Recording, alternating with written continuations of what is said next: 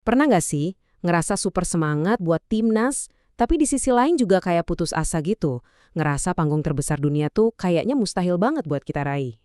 Nah, hari ini kita bakal ngobrolin soal sebuah gebrakan baru yang mungkin, ya mungkin, jadi jawaban buat jutaan fans bola di luar sana. Termasuk, ya kita-kita ini di Indonesia.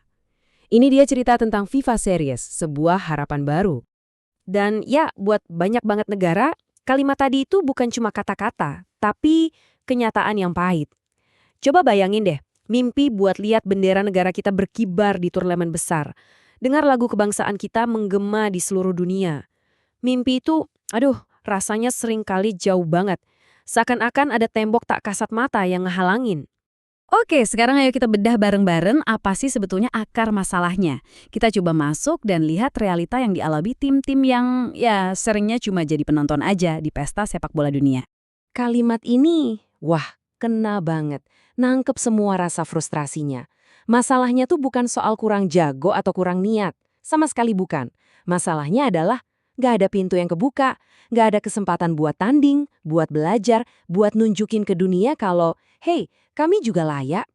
Ternyata ini bukan cuma soal lagi apes atau nasib buruk aja. Masalahnya jauh lebih dalam dari itu. Ada semacam lingkaran setan gitu. Sebuah jebakan dalam sistem yang bikin tim-tim peringkat bawah tuh susahnya minta ampun buat naik kelas. Nah, coba kita lihat deh gimana jebakan ini bekerja. Gini alurnya. Pertama, peringkat tim kita rendah. Terus, gara-gara itu, tim-tim raksasa jadi males kan lawan kita. Jadinya ya susah banget cari lawan yang kuat. Kalau nggak pernah ketemu lawan tangguh, ya jelas kita jadi kurang pengalaman main di level atas. Ujung-ujungnya apa? Yaitu dia peringkatnya mandek di situ-situ aja. Siklusnya ngulang terus kayak tembok yang nggak bisa ditembus. Tapi, gimana kalau lingkaran setan tadi bisa kita putus? Di tengah semua rasa frustrasi ini, muncullah sebuah ide baru. Sebuah terobosan yang emang sengaja dirancang buat ngasih kesempatan yang selama ini hilang. Dan inilah dia, FIFA Series. Gampangnya gini, ini tuh semacam turnamen-turnamen kecil yang isinya timnas dari berbagai benua. Tim-tim yang biasanya nggak bakal pernah ketemu. Dan ini bukan sekedar laga persahabatan biasa loh ya. Ini platform kompetisi yang benar-benar terstruktur.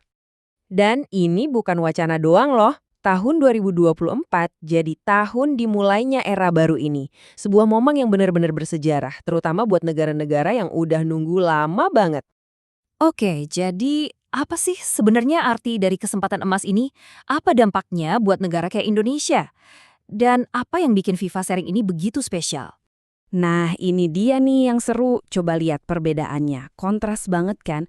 Dulu, tim-tim ini harus pontang-panting cari lawan, jadwalnya nggak jelas, terus liputannya juga minim. Sekarang, mereka dapat jaminan tanding, lawan-lawannya kompetitif dari mana-mana, Afrika, Eropa, Amerika. Ini baru namanya panggung dunia. Dan keuntungannya itu, wah, jauh lebih dari sekedar skor akhir di lapangan. Tiap tanding itu ngasih poin ranking yang penting banget. Pemain kita dapat pengalaman super berharga ngelawan gaya main yang beda-beda. Scout atau pencari bakat bisa nemuin harta karun tersembunyi.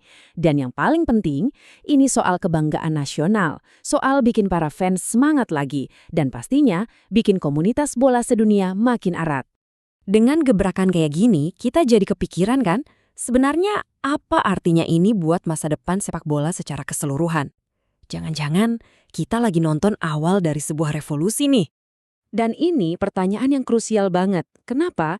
Karena selama ini kita tahulah ya, kekuatan sepak bola itu cuma numpuk di benua atau negara tertentu aja. Nah, FIFA Series ini punya potensi buat membagi rata kesempatan itu. Menciptakan peta kekuatan dunia yang lebih adil dan pastinya lebih seru persaingannya. Apakah ini bakal beneran berhasil? Ya, cuma waktu yang bisa jawab. Tapi, untuk pertama kalinya setelah sekian lama, sekarang ada jalan yang jelas. Ada harapan yang nyata. Harapan kalau suatu saat nanti, tim-tim yang dulu cuma dianggap pelengkap bisa berdiri sejajar sama raksasa-raksasa dunia. Ini adalah kesempatan, bukan cuma buat bermimpi, tapi buat ngejar mimpi itu sampai dapat.